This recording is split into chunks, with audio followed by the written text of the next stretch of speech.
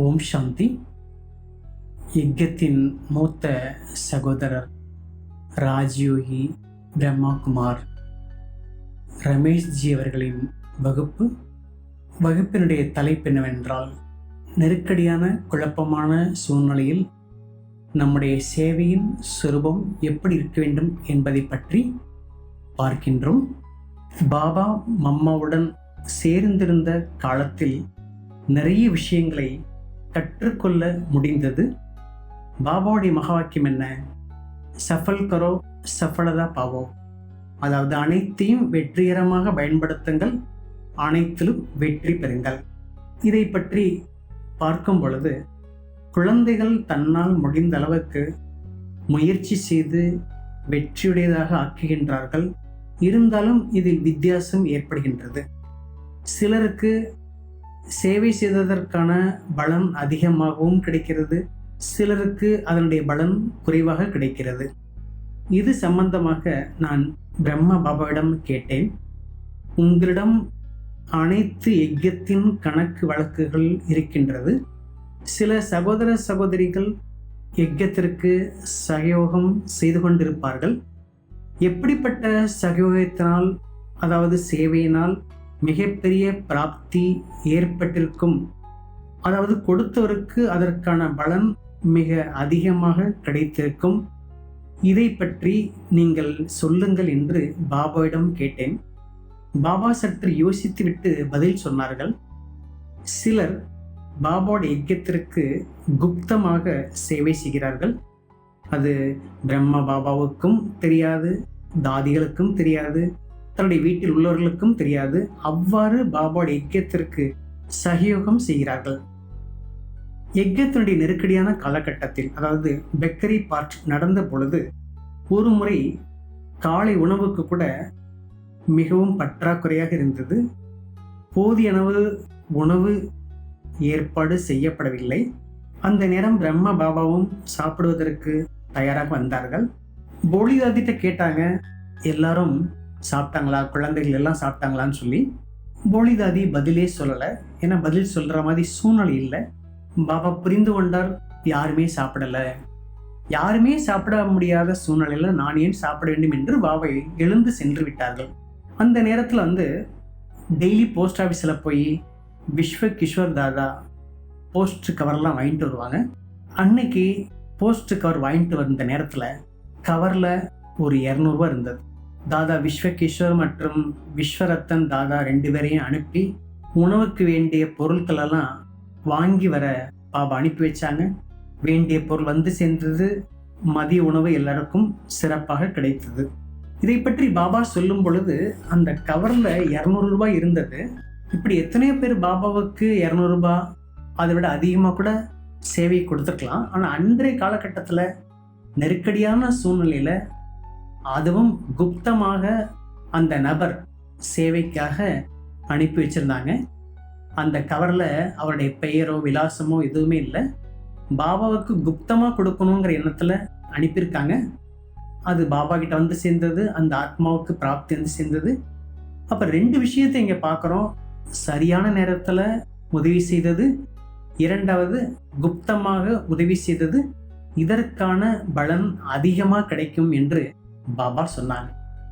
இது சம்பந்தமாக நான் நிறைய விஷயங்கள் பவிஷ்யக்கா திக்தர்ஷன், கல் கியா ஹோகா அப்படின்னு 2 புஸ்தகத்தில் நான் எழுதியிருக்கேன். அதை நீங்கள் படித்தா நிறைய விஷயத்த தெரிஞ்சுக்குவீங்க. இப்பொழுது நேரத்தின் அனுசாரப்படி நாம் எப்படி சேவை செய்ய வேண்டும், சேவைக்கான லட்சியம், சேவைக்கான சுரூபம் எப்படி இருக்கணும் அப்படிங்கிறத பற்றி நம்ம பார்க்க போகிறோம்.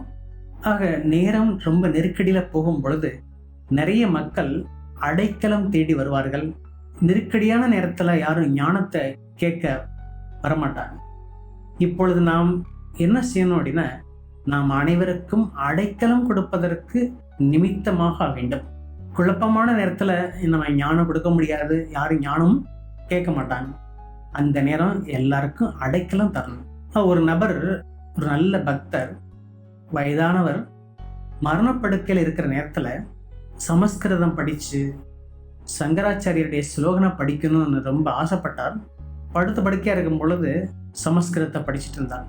அந்த சங்கராச்சாரியர் என்ன சொன்னாராம், கடைசி காலகட்டத்தில் இப்படி படித்து என்ன செய்ய போகிறாங்க, பகவானை நினைவு செஞ்சால் போதும் அப்படின்னு சொல்லி அறிவுரை சொன்னார். அதே போல் இப்போ நெருக்கடியான காலகட்டம் அருகில் ஒன்றிருக்கிறது. நாம் என்ன சேவை செய்ய வேண்டும்? உலகத்தில் நிறைய பேர்கிட்ட பணம் அதிகமாக இருக்கும், சிலர் பணம் தேவையில்லாமல் இருக்கும், பணம் இருந்தால் கூட சாதனங்கள் கிடைக்காது. அப்படிப்பட்ட நேரத்தில் நாம் அனைவருக்கும் அடைக்கலம், ஆதரவு தரக்கூடிய சேவை செய்யணும். இதை பற்றி அவ்வியக்த பாப்தாதா தெளிவுபடுத்தியிருக்காங்க. நாம் அந்த மாதிரி சேவை செய்யணும். பலகீனமான ஆத்மாக்களுக்கு மகிழ்ச்சி கொடுக்கணும், சக்தி கொடுக்கணும். குழப்பமான ஆத்மாக்களுக்கு ஆத்மீக பெருமையை ஏற்படுத்தணும். நம்பிக்கை இழந்தவர்களுக்கு நம்பிக்கை தர வேண்டும், ஊக்கம், உற்சாகம் தரணும். அடுத்ததாக தனது சம்பந்தத்தின் மூலம் பிறருக்கு சிரேஷ்டமான சம்பந்தத்தின் அனுபவத்தை ஏற்படுத்த வேண்டும். ஆக நம்முடைய லட்சியம் என்ன? அசாந்தியான சூழ்நிலையில, குழப்பமான சூழ்நிலையில நாம் எப்படி சேவை செய்ய வேண்டும் என்பதை நாம் கற்றுக்கொள்ள வேண்டும். உலக யுத்தம், இரண்டாவது உலக யுத்தம் நடந்த பொழுது சூழ்நிலை எப்படி இருந்தது என்று வயதானவங்களுக்கு தெரியும். அப்ப சூழ்நிலை ரொம்ப நெருக்கடியா இருந்தது. அப்பொழுது காரியத்தினுடைய தன்மையிலும் நிறைய மாற்றங்கள் ஏற்பட்டது. நெருக்கடியான சூழ்நிலையில போய் கண்காட்சி சேவை செய்ய முடியுமா? சொற்பொழிவு செய்ய முடியுமா? கான்ஃபரன்ஸ் செய்ய முடியுமா? அப்ப சேவையில மாற்றம் கொண்டு வர வேண்டும். பாபா சேவையை முன்னேற்றப்படுத்தவும் விரும்புகின்றார். அதே நேரத்தில் சேவையில் மாற்றமும் கொண்டு வர வேண்டும். மாற்றத்தோடு சேர்ந்து முன்னேற்றத்தை கொண்டு வரணும். உதாரணமா பாருங்க, பாபா அவ்வியக்த நிலை அடைந்த பிறகு கூட 1969க்கு பிறகு கூட அவ்வியக்த பாப்தாவின் சந்திப்பு வாரத்துல 2-3 முறை நடந்தது. அப்பெல்லாம் பாபா தனிப்பட்ட ஒவ்வொரு நபருக்காகவும் 1/2 மணி நேரம் 1 மணி நேரம் கூட கொடுத்து சந்திப்பு செஞ்சாங்க. அதுக்கப்புறம் காலகட்டத்தில் பார்க்கும் பொழுது பாபா ஸ்டேஜில் சந்திப்பு செய்வாங்க. எல்லாரும் குழந்தைகள் கூட்டமாக அமர்ந்து சந்திப்பு செய்தோம். ஒரு சிலர் ஸ்டேஜில் போய் பாபாடைய சந்திப்பு செய்தார்கள். அப்ப சமயத்தின் கூடவே மாற்றமும் ஏற்படத்தான் செய்யுது. இப்பொழுது நாம் செய்ய வேண்டிய சேவை என்ன? நம்ம நீண்ட காலமாக ஞானம் கொடுக்கக்கூடிய வள்ளலாக இருந்து வருகிறோம். இப்பொழுது நாம் கடைசி கால நேரத்தில் செய்ய வேண்டிய சேவை என்னவென்றால், நாம் ஞானத்தின் வள்ளலாக ஆவதற்கு பதிலாக சக்தியின் வள்ளலாக, குணத்தின் வள்ளலாக ஆக வேண்டும், வரத்தின் வள்ளலாக ஆக வேண்டும். நம்முடைய தாரணை சொரூபத்தின் மூலமாக சேவை செய்ய வேண்டும். இதுதான் அந்த நெருக்கடியான குழப்பமான சூழ்நிலையில நாம் சேவை செய்வதற்கான சொரூபமாகும். இது சம்பந்தமா ஒரு கதை நினைவு வருது. ஒரு அம்மா தன்னுடைய குழந்தையை அழைத்து கொண்டு குருஜிட்ட போனாங்க. குருஜிட்ட சொன்னாங்க, என்னுடைய மகன் அதிகமாக இனிப்பு சாப்பிட்றான், இவனுக்கு அறிவுரை சொல்லுங்கன்னு சொன்னாங்க. உடனே குருஜி என்ன சொன்னார், அடுத்த வாரம் உன்னுடைய மகனை அழைத்துவான்னு சொன்னார். அதே போல் அடுத்த வாரம் அந்த அம்மா தன்னுடைய மகனை அழைச்சிட்டு போனாங்க. அப்போ அந்த குருஜி அந்த குழந்தைக்கு அறிவுரை சொன்னார், குழந்தை இனிமே ஸ்வீட் அதிகமாக சாப்பிடக்கூடாது, சாப்பிட்ட ஆரோக்கியத்துக்கு கெடுதலாகும், இனிமேல் சாப்பிடாதுன்னு சொன்னார். அந்த குழந்தையும் சரி சரி என்று கேட்டது. இந்த நேரத்தில் அந்த அம்மா குருஜிட்ட கேட்டாங்க, போன வாரம் வந்த நேரமே நீங்கள் சொல்லியிருக்கலாம் தானே, அறிவுரை சொல்லியிருக்கலாமே, ஏன் இந்த ஒரு வாரம் கழித்து சொன்னீங்க? அப்போ அந்த குருஜி என்ன சொன்னாருன்னா, போன வாரம் வரைக்கும் நானே நிறைய இனிப்பு சாப்பிட்டேன், நான் எந்த ஒரு விஷயத்தை நடைமுறைப்படுத்துகிறேனோ அந்த விஷயத்த சொன்னாதான் மற்றவங்க மனசுல பதியும். அதனால தான் நான் இந்த வாரம் வர சொல்லி குழந்தைக்கு அறிவுரை சொன்னேன்னு சொல்லி சொன்னார். அதே போல நம்முடைய அடுத்தடுத்த சேவை சூழ்நிலைக்கு ஏற்றவாறு, குழப்பமான நெருக்கடியான நேரத்துக்கு ஏற்றவாறு சேவை செய்ய வேண்டுமானால் நாம் நம்முடைய நடைமுறை தாரணை மூலமாக குணத்தின் வள்ளலாக, சக்தியின் வள்ளலாக, வரத்தின் வள்ளலாக ஆக வேண்டும். இப்பொழுது நம்முடைய சேவை என்பது கருணை உள்ளத்தோட சேவை செய்யணும். இன்னும் சிலர் பாபாவுடைய குழந்தைகள் அவ்வாறு இருக்காங்க, மற்றவங்க என்ன சேவை செய்கிறாங்களோ அதை பார்த்து செய்கிறாங்க. உதாரணத்துக்கு மற்றவங்க 100 ரூபா கொடுத்துக்கிறாங்கன்னா பாபாவுக்கு நம்ம அதோட கொஞ்சம் அதிகமாக கொடுப்போம், அந்த மாதிரி சேவை செய்கிறாங்க. இப்போ இந்த சேவை நடைமுறை பார்த்தா பிஸ்னஸ் மாதிரி ஆயிடும். நம்முடைய லட்சியம் என்னென்ன, நாம் பரந்த மனதோடு கருணை உள்ளத்தோடு சேவை செய்ய வேண்டும். கருணை உள்ளத்தை நாம் இப்போ வெளிப்படுத்த வேண்டும். ஒரு முறை ஆபிரகாம் லிங்கன் வழியில் சென்று கொண்டிருக்கும் பொழுது ஒரு குழந்தை சேற்றில் சிக்கி கொண்டிருந்தது. அவர் தன்னுடைய ட்ரெஸ் எல்லாம் கழட்டி வச்சுட்டு சேற்றுக்குள்ள இறங்கி அந்த குழந்தையை காப்பாத்தினார். போறவங்களாம் கேட்டாங்க, ஏன் இந்த மாதிரிலாம் செய்றீங்கன்னு. அப்ப அவர் என்ன சொன்னார்? எனக்கு அந்த குழந்தையை பார்க்கும் பொழுது கருணை உள்ளம் வெளிப்பட்டது, அந்த அடிப்படையில் நான் சேவை செய்தேன் என்று சொன்னார். அதே போல நம்முடைய நடைமுறை இப்ப சேவையில கருணை உள்ளத்தை வெளிப்படுத்த வேண்டும், வள்ளல் தன்மையோடு சேவை செய்ய வேண்டும். கீதையில் எழுதப்பட்டிருக்கிறது, வள்ளல் தன்மை தானம் எவ்வாறு செய்வது, இடம் காலம் பாத்திரம் அறிந்து சேவை செய்ய வேண்டும். நம்முடைய ஞானத்தால சேவை செய்கிறோம், வார்த்தையால சேவை செய்கிறோம். இப்போ நம்முடைய சங்கல்பத்தின் மூலம் சேவை செய்யணும், நம்முடைய சம்பந்தத்தின் மூலமாக சேவை செய்ய வேண்டும். புண்ணிய ஆத்மாவாக ஆகி சேவை செய்யணும். நம்முடைய சுரூபம் பதீத்த பாவனி சுரூபமாக இருந்து சேவை செய்யணும். உலகத்துல பாவாத்மாக்களுக்கு கொடுக்கல் வாங்கல் செய்யறாங்க, அதற்கான பலன் ஏதோ கிடைக்குது, ஆனா முழுமையா கிடைக்காது. இப்ப நம்ம புண்ணிய ஆத்மாவாகி நம்முடைய புண்ணியத்தின் கணக்கை சேவை செய்யணும், புதுமையான சேவை செய்யணும். நம்முடைய திருஷ்டி மூலமாக சேவை செய்யணும். நம்முடைய திருஷ்டி மூலமாக ஏதாவது அனுபவத்தை நாம் கொடுக்கக்கூடிய சேவை செய்ய வேண்டும். இது ரொம்ப அவசியமானது. அப்ப நம்முடைய நடைமுறையில நாம் என்ன செய்யணும்? நாம் ரொம்ப கவனம் செலுத்தணும். சன்னியாசிகளை ரொம்ப பெரிய சன்னியாசின்னு சொல்லும் பொழுது விஸ்வாமித்திரர், வசிஷ்டர், துர்வாசர் என்று சொல்லப்படுகிறது. குழந்தைகள் நம்மளோட சிலர் உடனடியாக துர்வாசர் ஆயிடுறோம். துர்வாசர் கோபத்துக்கு ரொம்ப பிரசித்தமான சொல்லப்படுகிறது. ஒரு சன்னியாசி அவருக்கு தன்னுடைய சக்தி மேல ரொம்ப பெருமை இருந்தது. அப்ப அவர் தன்னுடைய சக்தியை பார்வை மூலமாக ஒரு குருவி மேல கொண்டு போனார். அந்த குருவி எரிஞ்சு போச்சு பார்வை மூலமாக. இவருக்கு ரொம்ப பெருமை, நம்முடைய பார்வையால ஒரு குருவி எரிச்சிட்டோங்கிற ஒரு பெருமை. அந்த ஒரு பெருமையிலே இருந்தார். அப்ப அந்த நேரத்துல ஒரு கிராமத்துல போய் ஒரு வீட்டில் போய் யாசகம் கேட்குறாரு. இந்த சன்னியாசி நடைமுறை யாசகம் கேட்டு சாப்பிட்றது. அப்போ அந்த வீட்டில் இருந்த அம்மா என்ன சொன்னாங்க? என்னுடைய கணவர் இப்போ வீட்டிலேருந்து வந்திருக்காரு, அந்த கணவருக்கு வேண்டியதை நான் செஞ்சுட்டு அதுக்கப்புறம் உங்களை கவனிக்கிறேன், நீங்கள் உட்காருங்கன்னு சொல்லியிருக்காரு. உடனே அவருக்கு கோவம் வந்துருச்சு. நான் ஒரு பெரிய சன்னியாசி, நான் வந்திருக்கேன், உன் கணவரை கவனிக்க போறியான்னு கேட்குறாரு. அவர் சொல்றாரு, உங்களுடைய கோபத்தெல்லாம் என்னை காட்ட முடியாது, நான் குருவி இல்லை, என்னை ஒன்றும் செய்ய முடியாது. அவருக்கு ஆச்சரியமா இருந்தது. நம்ம காலையில நடந்த சம்பவம் இந்த அம்மாக்கு எப்படி தெரிஞ்சது அப்படின்னா ரொம்ப ஆச்சரியப்பட்டாங்க. அப்ப அந்த அம்மா என்ன சொன்னாங்க?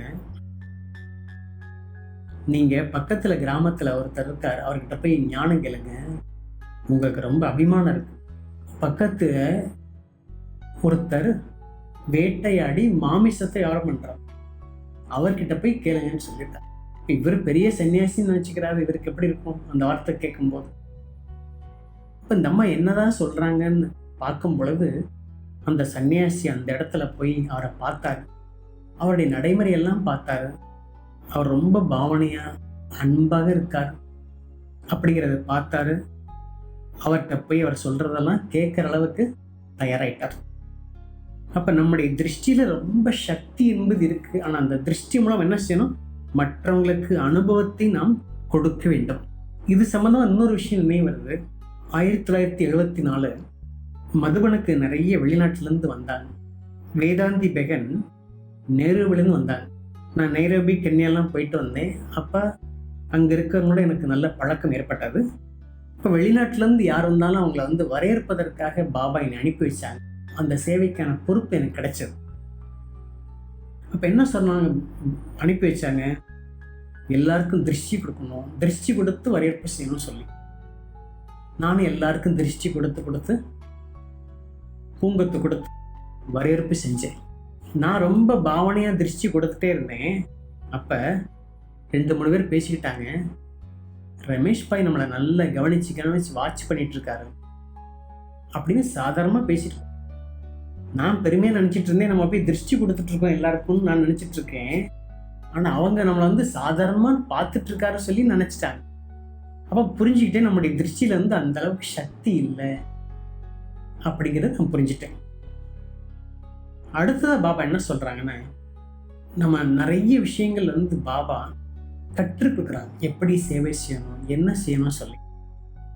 1964 முதன் முறையாக கண்காட்சி சேவை நடந்தது. கவர்னர் வந்திருந்தாங்க. அப்போ உள்ள கவர்னர் திறப்புழா செஞ்சாங்க. நாங்கள்லாம் அந்த திறப்புழாவில் கலந்துட்டு சேவை செஞ்சு முடிச்சுட்டு ரொம்ப மகிழ்ச்சியாக சென்டருக்கு சேர்ந்தோம். 9:30 மணிக்கு சுமார் மதுபன்லேருந்து ஃபோன் வந்தது. பொதுவாக அப்போல்லாம் ஃபோன் ரொம்ப அவசர செய்திக்காக தான் ஃபோன் பண்ணுவாங்க.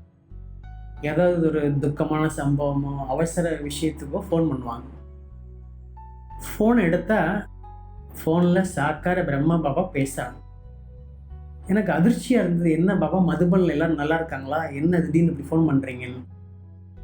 எல்லோரும் நல்லா இருக்காங்க. குழந்தைகள் உங்களுக்கு புத்திசாலித்தனமாக இருக்கிறத பற்றி கற்றுக் கொடுக்க தான் நான் ஃபோன் பண்ணுறேன் அப்படின்னு பாபா சொன்னாங்க. என்ன பாபான்னு கேட்டேன். இப்போ பாபா சொன்னாங்க, முதல் முறையாக கண்காட்சி நடந்திருக்கு, கவர்னர் வந்திருக்கார், மகாரதி குழந்தைகள் எல்லாம் கலந்துருக்கீங்க.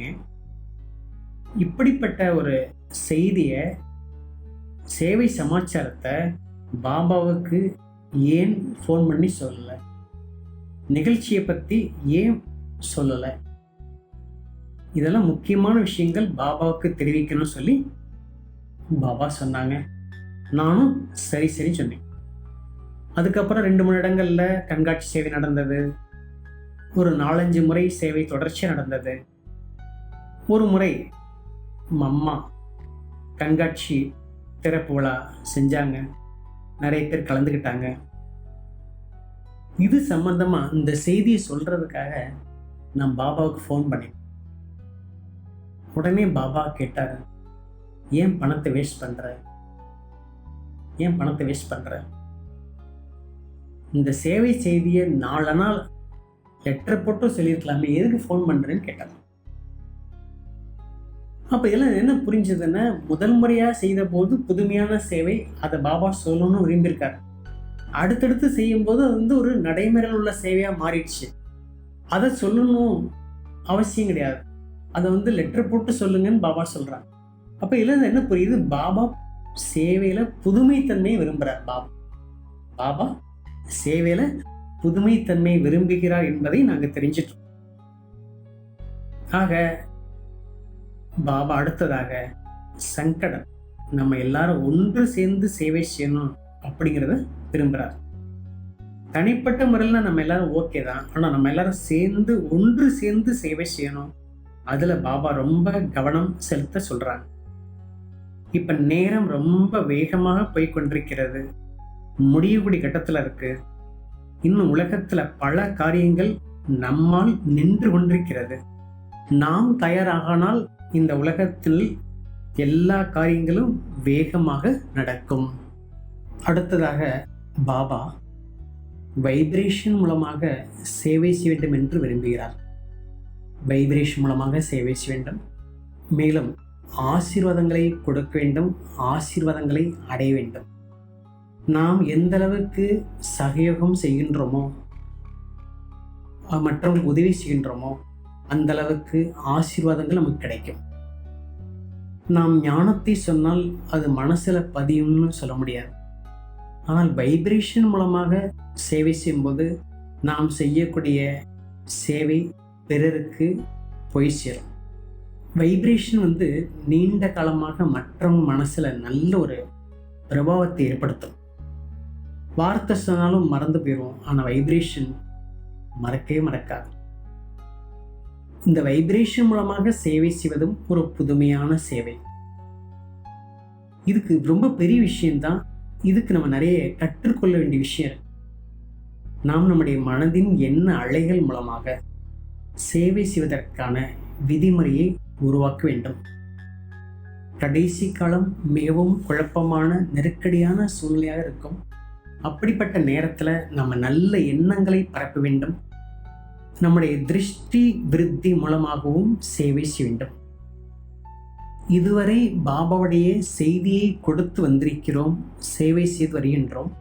இப்பொழுது அனுபவத்தை கொடுக்கக்கூடிய சேவை செய்ய வேண்டும். இதற்காகவும் பாபா சொல்கிறார்கள், சேவையில் நீங்கள் ரேஸ் பந்தயத்தில் செல்ல வேண்டும். போட்டி போட்டுக்கொண்டு சேவை செய்யணும். ரீஸ் ஆகக்கூடாது. யாரிடத்திலும் நாம் பொறாமைப்படவே கூடாது. அந்த மாதிரி நாம் சேவை செய்யணும். பழைய சன்ஸ்காரத்தின் சுமைகளை முதலில் போக்க வேண்டும். குழப்பங்கள் நிறைந்த சூழ்நிலை அதிகமாகும். நாம் நம்முடைய மனநிலை எந்த குழப்பத்தின் காரணமாக அசையக்கூடாது. குழப்பங்கள் அதிகமாகலாம், ஆனால் நம்முடைய மனநிலை ஆடாமல் அசையாமல் நிலையாக இருக்க வேண்டும். அவ்வாறு சேவை செய்ய வேண்டும். சாக்கர பாபாவோடு அடிக்கடி சொல்வார்கள், அங்கதனுக்கு சமமாக ஆடாத அசையாத நிலையில் இருக்க வேண்டும். தன்னுடைய மனநிலை ரொம்ப உறுதியாக இருக்கணும். நம்முடைய ஸ்திதி நிர்விக்ன ஸ்திதியாக இருக்கணும். தடைகளை கடந்த ஸ்திதியாக இருக்க வேண்டும்.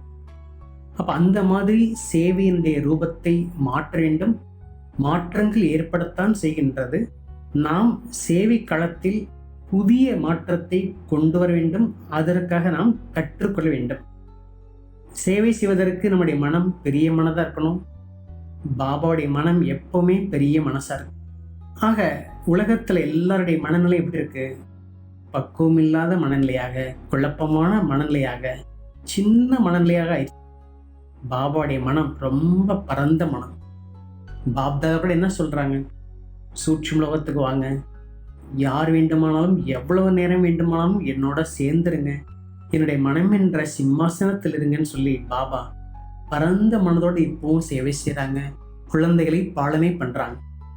நான் ஒரு முறை கல்கத்தாவிலிருந்து காரில் வந்து கொண்டிருந்தேன். அப்பொழுது வழியில் பல இடங்களில் தங்கி சேவை செய்தேன்.